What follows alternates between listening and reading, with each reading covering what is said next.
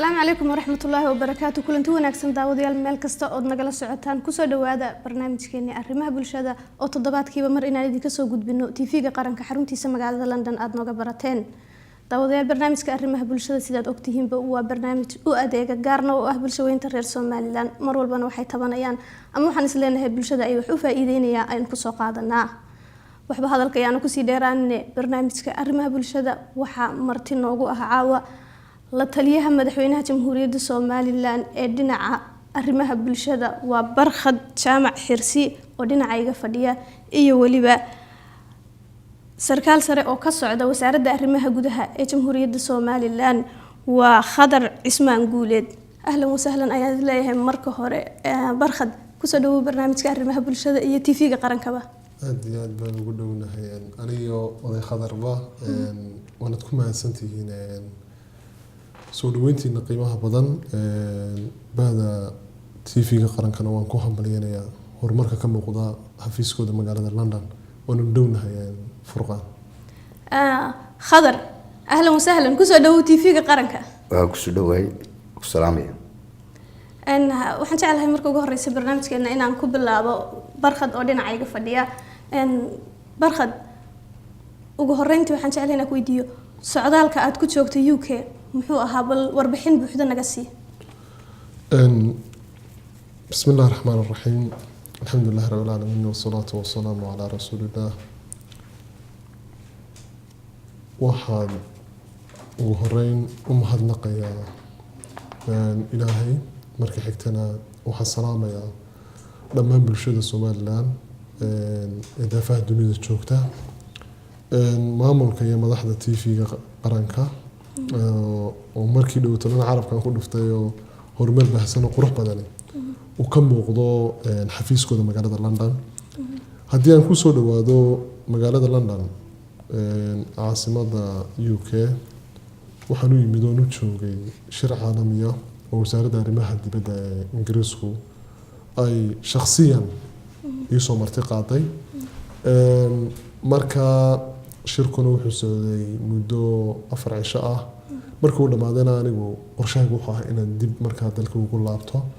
laakiin waxa qasab noqotay inaan martiqaadyo kala duwan ka helo bulshada reer Soomaaliland ku dhaqan magaalada London oo codsaday inaan la joogo oo bal xaaladda dalkii iyo wixii u kala dambeeyay iyaga iyo dalkii warbixin aan ka siiyo oo bal aan u waramo oo waaqaca guud ee nolosha iyo dhinaca siyaasadda iyo dhinaca taas waxa soo labeynaysa iyaduna martiqaad kale oo iga yimid bulshada Soomaalida degan magaalada la yiraahdo Manchester oo iyaguna doonaya inaan qadiyad gaar ah kala hadlo oo ku saabsan arrimaha bulshada gaar ahaan dadka nugul iyo waxtarkooda ay doonayaan bal inay u geystaan labada arrimood bay ugu soo kordhay mid xalad oo la qabsoontay oo Khadar Bowen la joogay si fiican bay u dhacday oo xafladaad u qiimo badan oo aan uga mahadnaqayo bulshada reer Soomaaliland ee magaalada London ay igu marti qaadeen takalana waxaan rajaynayaa in insha Allah arbacada noqon doonto wixii ka dambeeyana dalkeen ku noqon doono marka imaatinkayga London inaha soo mudaarna. Barkhad waxaad ka dhawaajisay imika inay wasaaradda arrimaha dibadda ee dalka Ingiriisku ay shakhsiyan kugu marti qaaday shir halkan ka dhacay muxuu ahaa shirkaasi wax ma nooga sheegi kartaa? shirku wuxuu ahaa shirweynihii caalamiga ahaa ee 125 dawladood oo daafaha dunida ayaa ka soo qayb galay waxa ka soo qayb galay ururo caalamiya iyo kuwa maxalliyaba waxa laga hadlayay dabargoynta tacadiyada haweenka shirka waxa ka soo qayb galay marka wasiirka arrimaha dibadda Mareykanka ka arrimaha dibadda Ingiriiska wasiirka Norway ka Japan wasiir aad u fitro badan baa isugu yimid waxaana dadka kale ee yimid kamid ahaa u qaybsanaha dabargoynta tacadiyada haweenka qaramada midoobay waxa kale oo iyaduna timid aktarada la yiraahdo Angelina Joy oo iyaduna qaramada midoobay u qaabilsan arrimaha muxaatay bini aadanimada marka shirka lagu soo casuumay kaasoo ahaa marka presentation baan anigu ku lahaa aan kaga hadlayay meesha la yiraahdo horumarka dumarka Soomaaliland iyo maad aragtay bulshadu maad aragtay isbedelka keentay tacdiyada haweenka dadka laga tirada badan yahay ama maad aragtay dhibaatada dhaqan dhaqaale ay ku dhacday ama maxay tahay marginalized groups afka qalaad waxa la isku yiraahdo marka presentation ayaan igaleysiyay qolada Puntland baa iyaguna presentation jeedisay qolada Soomaaliya iyaguna presentation jeedisay gulihii marka meesha ka dhashay waxa si guud uga soo baxay in tacadiyada haweenka marka laga hadlayo geeyiga Soomaaliya guud ahaan degto ay ku badan tahay meesha la yiraahdo Soomaaliya qaxoontiyadeeda dhibaato fara badan haweenka Soomaaliyeed dhabaanta ay qabaan oo aad iyo aad kiisas looga murugooday meesha lagu soo bandhigay Soomaaliland oo kalena iyadana aad baa looga amaanayay xagga ilaalinta xuquuqda haweenka haday siyaasadda tahay oo afar wasiir ay ku leeyihiin iyo hadii ay tahay dhinaca awoodgelinta arrimahooda bulsho ahaaneed marka ilaahaas uu daarnaayo ku saabsanaa shirku waxaa kaloo khadar imika sheegtay in Manchester laga casuumay oo aad la shirayso reer Manchester reer Somaliland halka jooga waxa tiri dadka nugul waa maxay dadka nugul walaal waxa jirta hadda waan ku sheegayo marka dadka nugul laga hadlayo waa dadka bulshadu way kala socotaa dad baa dhaqaale ahaan laga taga dad baa aqoon ahaan laga taga dad baa awood ahaan laga taga dad baa xitaa akhlaaq ahaan u duma dhibta ay ku dumaan ay ku haraana waxa weeyaan waa awood dhinaca cida kale ay iska soo horjeedaan kaga timaada marka waan kula presentationadan u jeedinay ama su'aalaha ay soo rays gareynayeen dadka cadaanka ah ee meesha jooga aniga si gaar ah weydiinayeen waxa kamid ahaa dadka bulshada laga tirada badan yahay oo kale marka waxay ka hadlayeen ka qaybgalka siyaasadda oo waan sheegay in kooto ay jirto wali laakiin ma hirgelino madaxweynuhu ku baaqay baarlamaanka ay hortaalo laakiin sawirka guud ee siyaasadda Soomaaliland ay ka maran yihiin oo kale su'aalahaas oo kale wada soo rays gareynayay waxaanu ka hadalnay marka in laga awood geliyo dhinaca waxbarashada xagga shaqaaleysiinta isbedel miisaaman oo muuqda inta xukuumadda Soomaaliya meesha tamid uu jiro laakiin dadka reer Manchester waxay doonayeen in laga hadlo xooga ay doonayeen in loo taabto waxa kamid ah qabyaaladda waliba bulshada laga tirada badan yahay dhibaatada lagula kacay ee maad aragtay dadnimada iyo diinta aan midnaba meel sal iyo raatoona kaga lahayn in la takooray dhibaatada faraha badan la tirsanaya maad aragtay si waxan ku yimaadeen hadda say wax yihiin san loogu gudbi karayo iyo wixii iyagu ay la qaban karayaan waan mawduucaas runtii waan haystaa waan kugu soo noqon doonaa khadar mar kale ku soo dhawow TV-ga qaranka waan dhawahay khadar marka hore waxaan jeclahay inaan ku weydiiyo socdaalkan aad ku timid UK muxuu ahaa sababtiisu socdaalkan aan ku timid UK wuxuu ahaa sababtiisu anigu markii hore waxaan deganaan jiray London صح 30 sanadood deganaa London صح 8 sano u dambeeyay laakiin waxaan ka hawl galay caasimadda Hargeysa Somaliland waxaan u yimid hawl caafimaad tiibaan u joogaa iminka insha Allah dhawaan waxaan jecelahay inuu ku noqdo dalka hadii la dhaho khadar sidaad noo sheegtay muddo dheer ayaad ka shaqeynaysay wasaaradda arrimaha gudaha ee Jamhuuriyadda Soomaaliland gaar ahaan magaalada Hargeysa muddadii aad xilka haysay maxaad oran kartaa waan qabtay oo waxaasan bedelay ama aad adiga iyo groupkaaga kaligaaba ma ahayn maxaad silaadahay waan ku faani kartaa waayahay wasaaradda arrimaha guduhu waa wasaarad weyn dhinaca marka laga eego dawladaha hoose waxay hoos yimaadaan wasaaradda arrimaha gudaha anigu waxaan sii badnaa dawladaha hoose markii hore waxaan ahaa isduwaha nabadgelyada ee caasimadda haddaan taa ka soo qaado markii la magacaabay isduwaha nabadgelyada caasimadda la magacaabay 2010kii waxaan ka soo qabtay hawlo fara badan hawlaha haddaan wax kaaga tilmaamo Hargeysa imika waxay ku naalootaa nabadgelyada degmooyinka Hargeysa waxaan ka sameeyay anaa bilaabay community centerka ciidamada ama xaafadaha degmooyinka anaa bilaabay tabeelayaasha taasoo ay ahayd 8 degmo baan u sameeyay tabeelayaal aan u sameeyay xagga nabadgelyada marka la eego anaan ahay isduwaha nabadgelyada taasa ka mid ahayd oo caafimaad ahaan ama nabadgelyo ahaan bulshadu reerkiisa waa muwaadiniin iyaga shaqeeya waxaan u sameynay degmooyinka xaafad laan israac ayaan u sameynay degmooyinka nabadgelyada ilaa iyo haddana ay ku dhisan yihiin mar labaadkii waxaan ku wareegay dowladaha hoose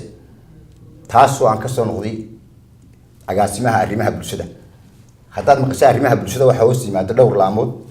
fayadhowrka kale hoos yimaada caafimaadka hoos yimaada waxaa hoos yimaada wax alaalo wixii nadaafada oo dhan ayaa hoos yimaada fayadhowrka oo kale fayadhowrka waxa weeye for example wax alaalo wixii dhaca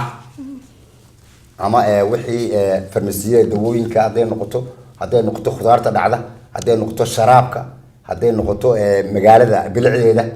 oo dhan baa hoos yimaada hayskiinta anaa markaa agaasimo ka ahaa taa lafteedan hawlin baan kusoo fulnay oo for example nadaafada waxa kamid ah roobku markii da-aan oo kale Hargeysa waxay leedahay 9 drainage waxa la yiraahdaa biyo mareenada waa meelaha biyuhu maraan taas tan ugu dhibaatada badneed oo taa ahayd oo marka roobku da'o drainage kaas loogu talagalay biyaha inuu raaciyo dooxa weyn bulshada badankeeduna ay ku shubi jirtay qashinka ama waxyaabaha dhaca ama qasimada la ururiyo taasoo ay sharaag jireen dadka badankiisa laakiin ay ku guri jireen dhibaatada ugu badneed taas ay ahayd hawlahaas hoos iman jiray yuan drainage-da waxa hoos iman jiray oo kale waxa dhaco oo dhan farmasiyada oo kale oo aanu check ku sameyn jiray wixii dhaca aan guri jiray waxa kamid ahaa 280 tan ayaan gubay oo waxa dhaca alaabta dhacda ama khudradda ama sharaabka ama way wixii muddo leeyihiin muddo xadidan farmasiyaduna waa la mid bay ahaayeen oo wax la wixii dhacaan ku ururin jiray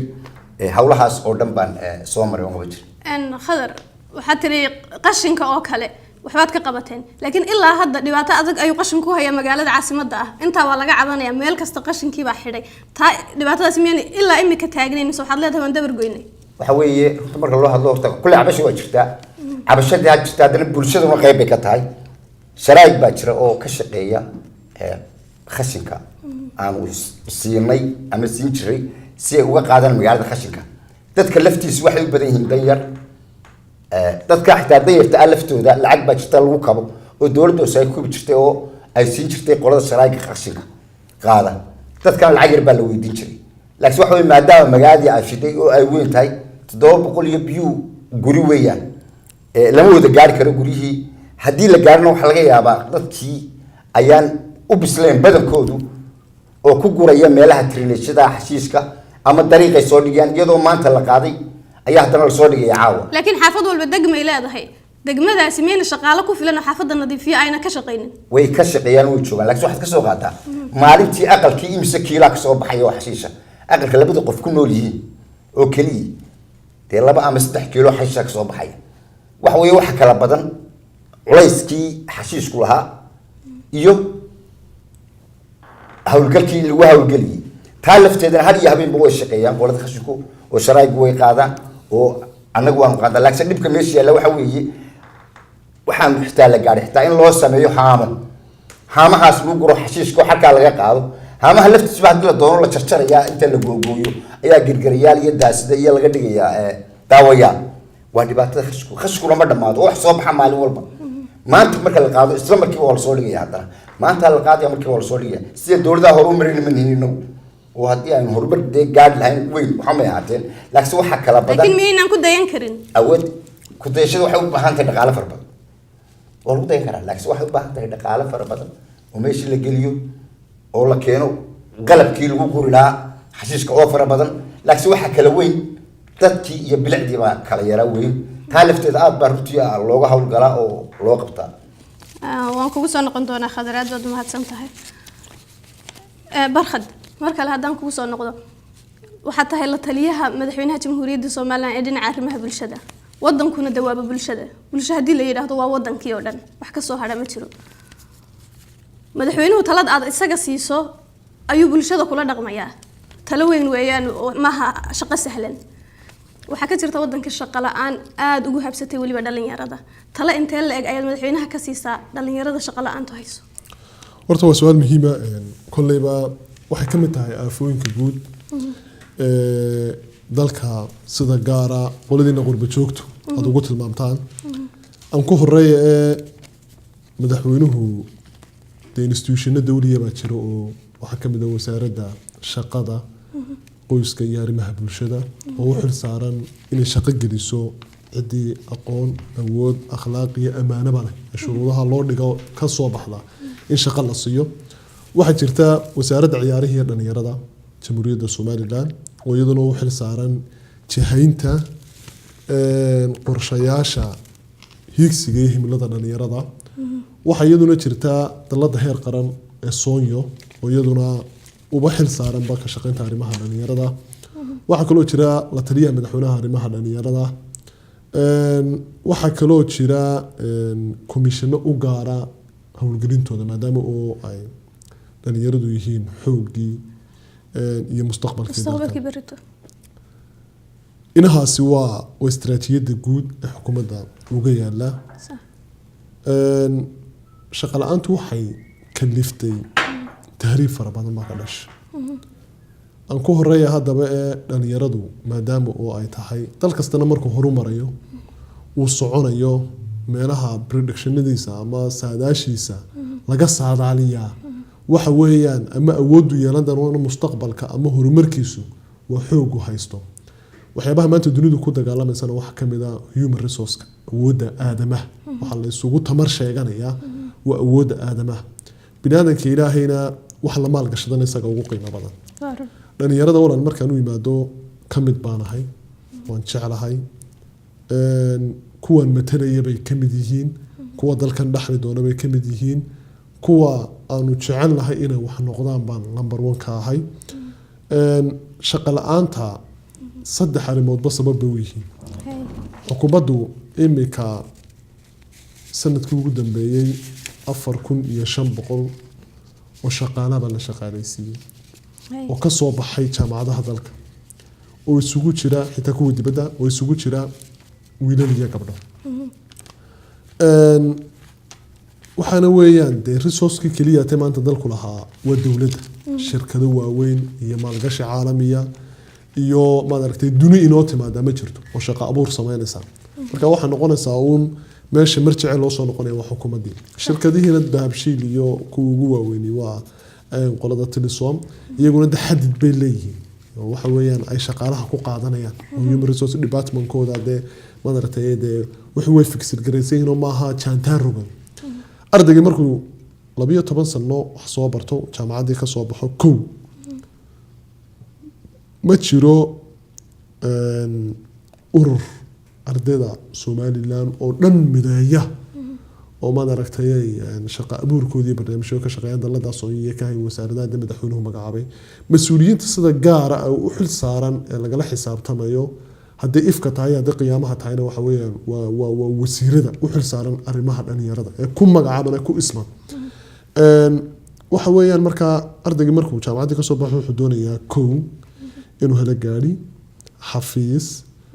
madax uu noqdo. marka ma jirto policy dhigaysa inuu qofku voluntary ku shaqeeyo oo 2 year qaranka uu shaqeeyo dan requirement loo eego sida uu ku soo baxo. haddana aafada kale meesha taalo waxa weeyaan ardaygii isagoo aqoontiisa wax ku raadinaya ayaa aafa kale oo graduation iyo reer hebelnimeen wax lagu siiyo la raadinaya. taasina waa mashaakil kale. labadaasi marka hadaba isu qaban waayaan ayuu qofkii quus istaagaya. waxay ku sababaysaa inuu dalka isaga tago oo soo haajiro. ardayga inuu soo haajiro waa aafada labaad haysata. in dalkii laga soo haajiro oo la imaadana cidda u sababtay waa qurba joogti. laakiin marka qofkii hiddiiladii iyo hamigii galo inuu qurbihi u soo tahriibo 10,000 ama 12,000 oo dollar ku dhawaad baa baxaysa. 12,000 ee dollar ku dhawaadkii guriga Hargeysa ugu dhisay oo kireysto salariga bisha uu ka qaato rantiga iyo kirada oo ku soo baxa ama waxa uu sameynaysaa booshire ama meherad weyn oo macaash weyn ka soo baxo oo dadka farabadan uu ka shaqeeyo. waxaan hambaliyanayaa yarka Shiina leena dollar store le Kaysa Bishaaro Saadadin supermarket nimanka noocaasi waxa weeyaan Dar es Salaam supermarket yani dadka noocaasi waa dad ku qancay dalka inay maal gashadaan. Jibriil supermarket oo kale Father super يعني ودنيرة اسكو تكتي كدبنا مالجش سماي برانشي واوين هذا نيمك قبل هذا دوني أنا كسمستان هن تاسو شقالة شقة عبور نسماي مركها لكن ما صوت تبينيان قرب شوكتي قريهم بالعدة لا يبر واقوين كن جودة أو صورين دنيرة دي واحد نبته هوس يلا نبته ماشى تعالى مركها إن بروجرام الله قسم يقول لنا ده حقيقة نورش ماشى تعالى وأنت تن تاسو واحد يقطع مركها صور كي جودة دنيرة ده يو برنامج كودي طلبات ولا مدحوينها مدحوينه waxaanu ognahay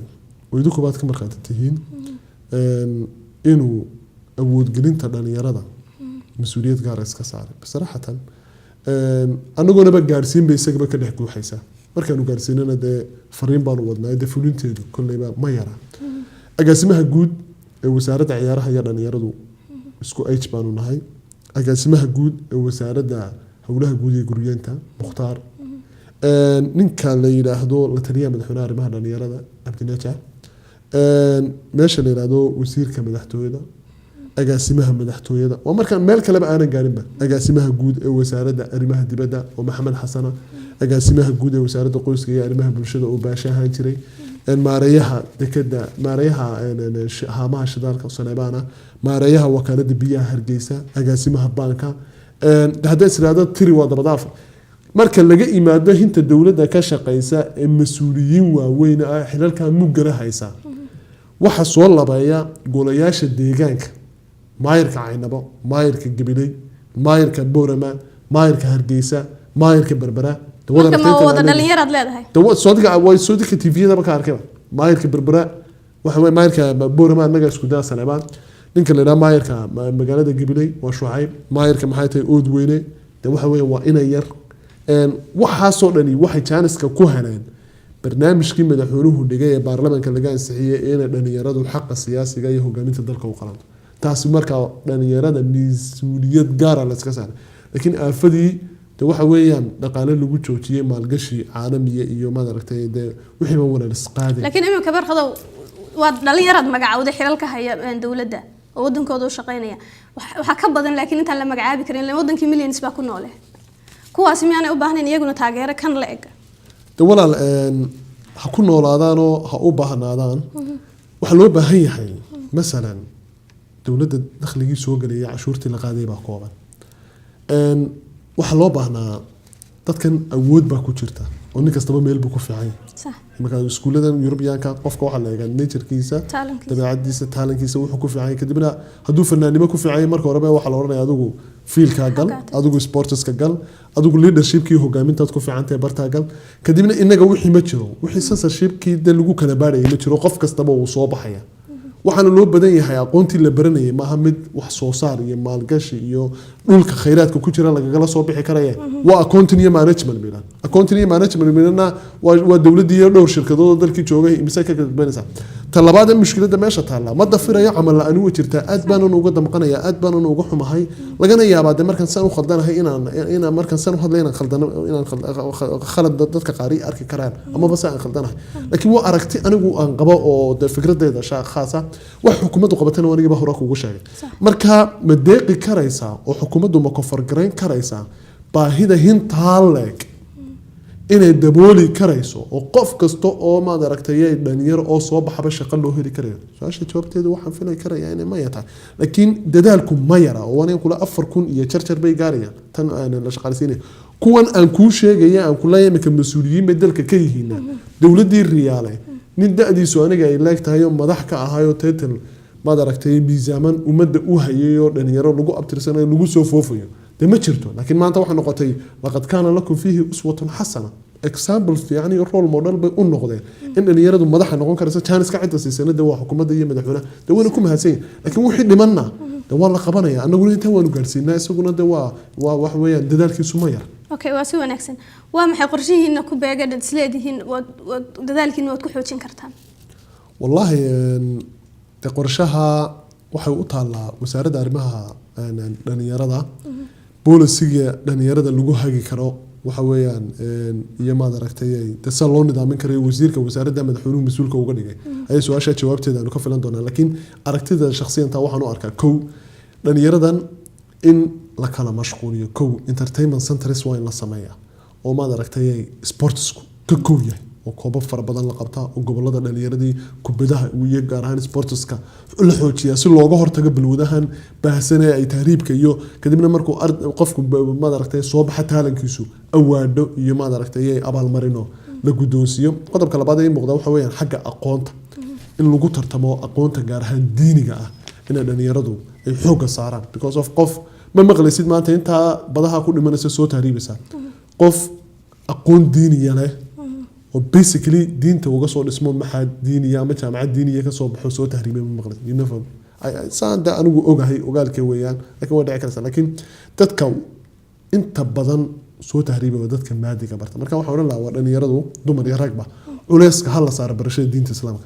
kalabaad ee xalku uu noqon karaya wata qorshaha xukuumaduna aan madaxweynaha markasta u gudbinaa waxa weeyaan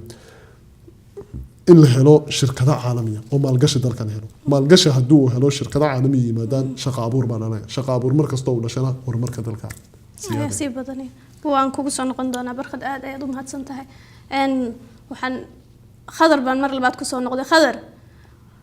nabadgelyada caasimadda Hargeysa waxaad ka dhawaajisay inaad ka soo shaqeyn jirtay waxaan u maleynayaa wali inaad ku guda jirtid sidaad u sugtaan nabadgelyada inkastoo cabashooyin badanna ay jiraan sanadadan dambe kulley cabasho la waayi maayo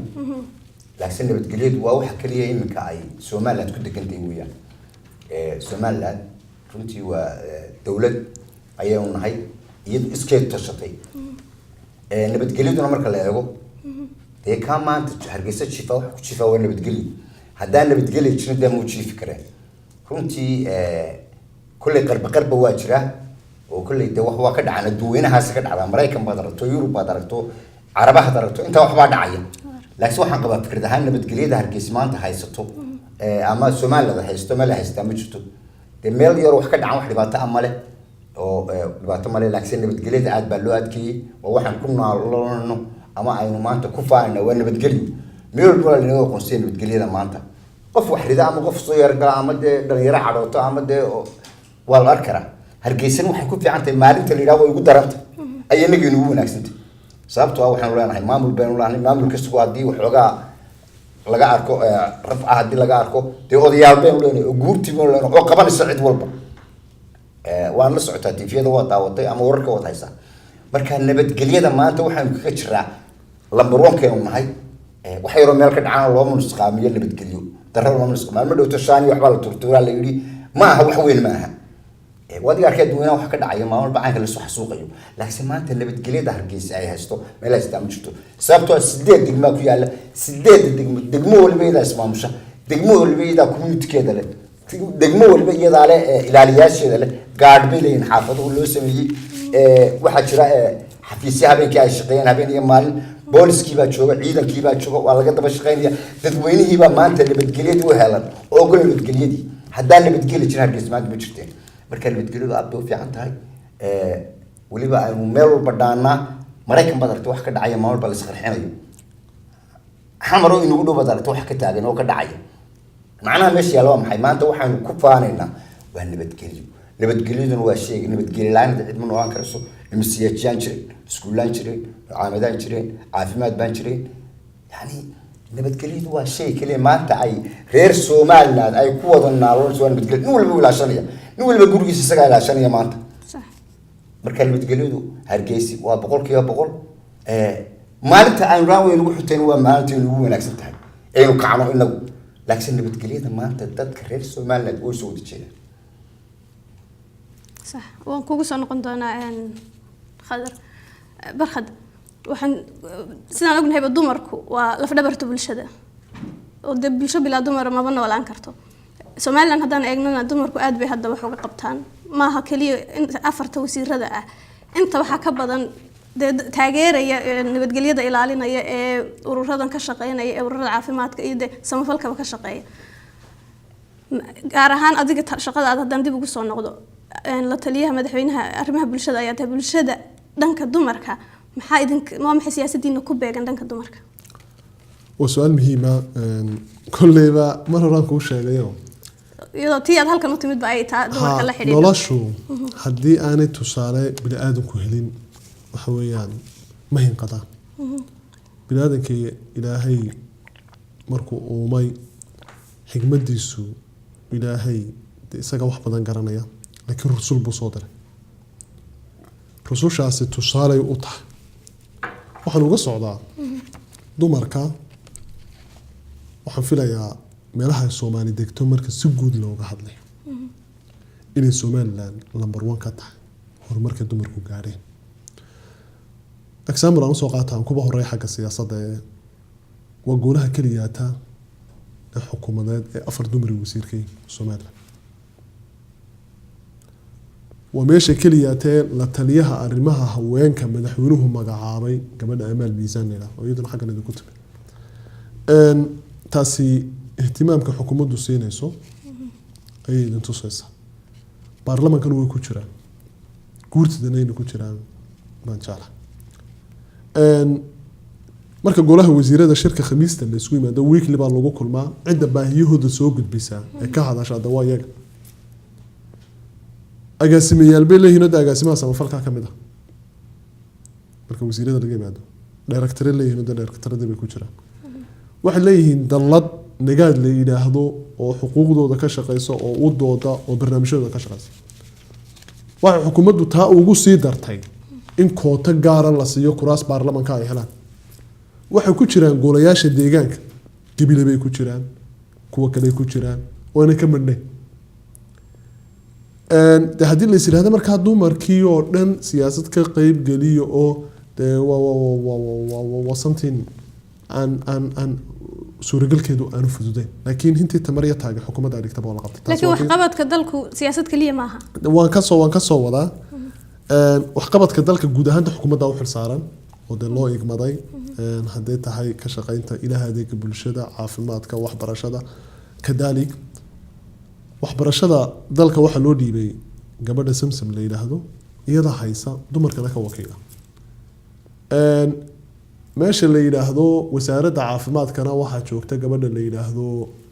Nimco Qowdhan oo wasiiriyaduna ah meesha la yiraahdo wasaaradda qoyska iyo arrimaha bulshadana waxa joogta wasiir ku-xigeenkii kale oo iyaduna dumarkiiba ka wakiilay bulshadii arrimihii qoyskoodaba loogu dhiibay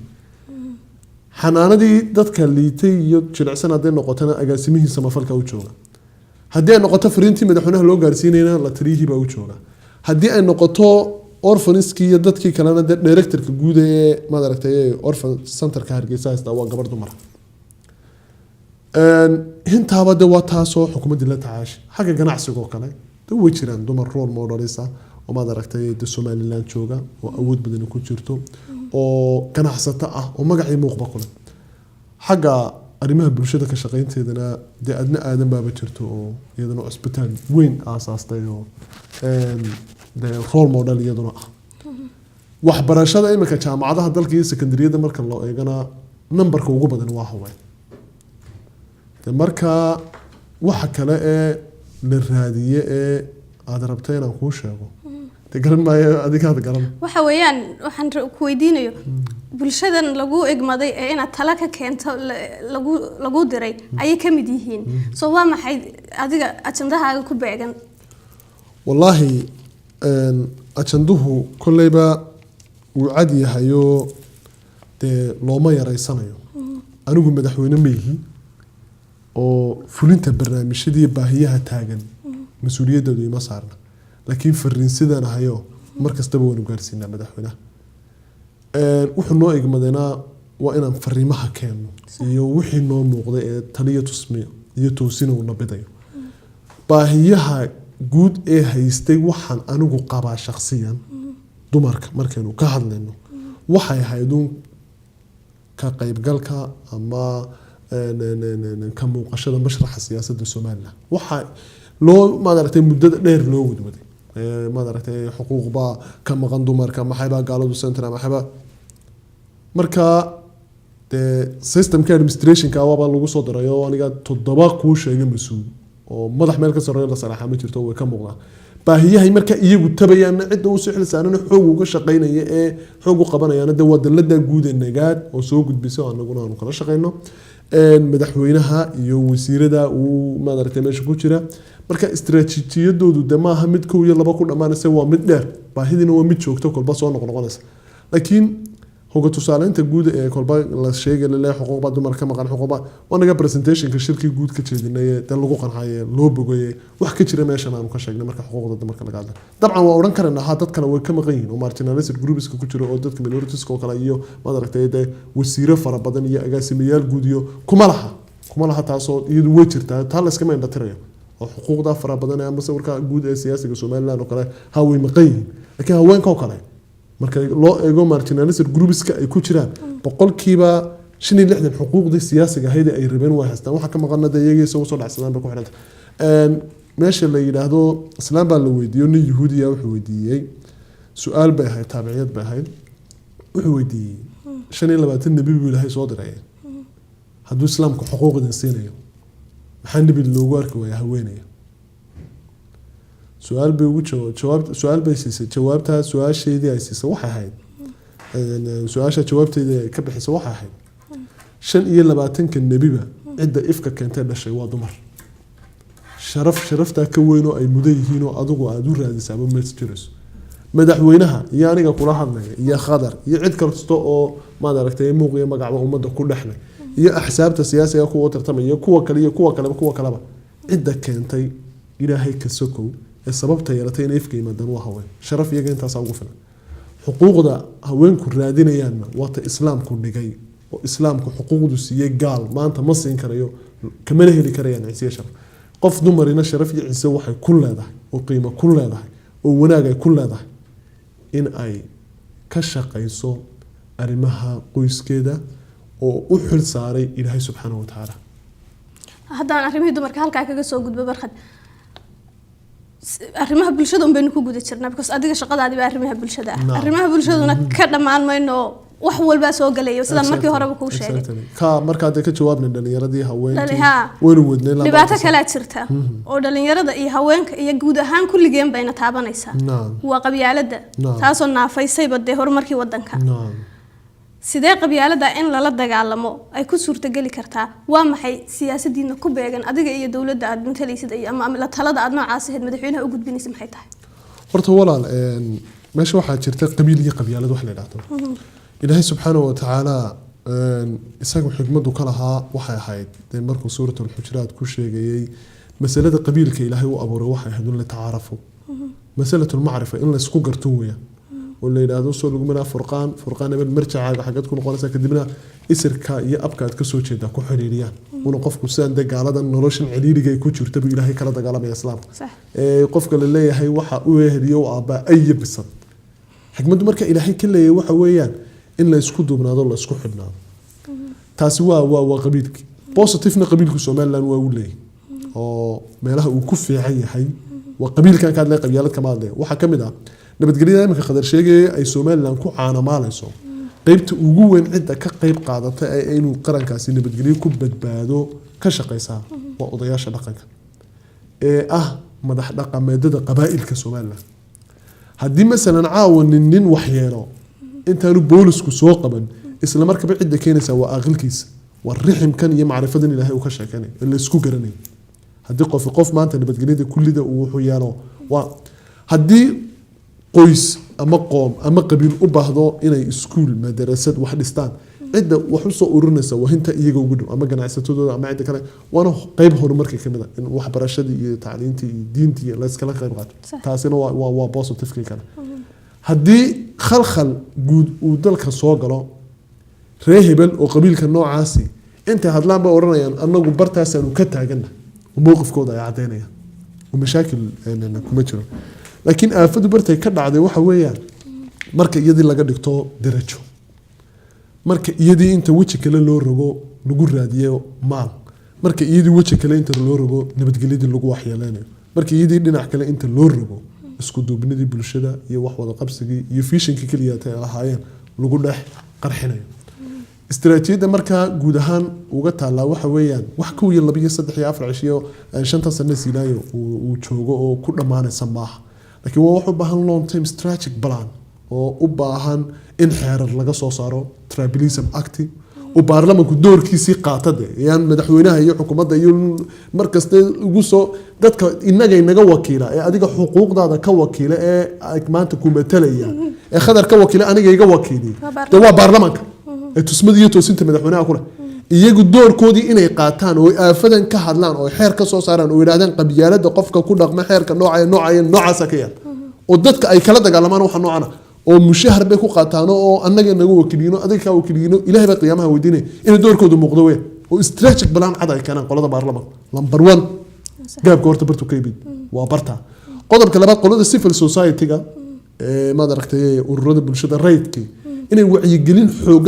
xoogan maadaama oo nabadgelyadeennii iyo stabilitygeeniba halis maanta qabyaaladu ay ku tahay inay iyaguna ka qaataan qodobka saddexaad inay culimadu masaajidada doorkooda way ka qaataan wayna ku mahadsan yihiin oo way ka hadlaan qabyaalada culimadu doorkooduna uu muuqdaa inay waxyaan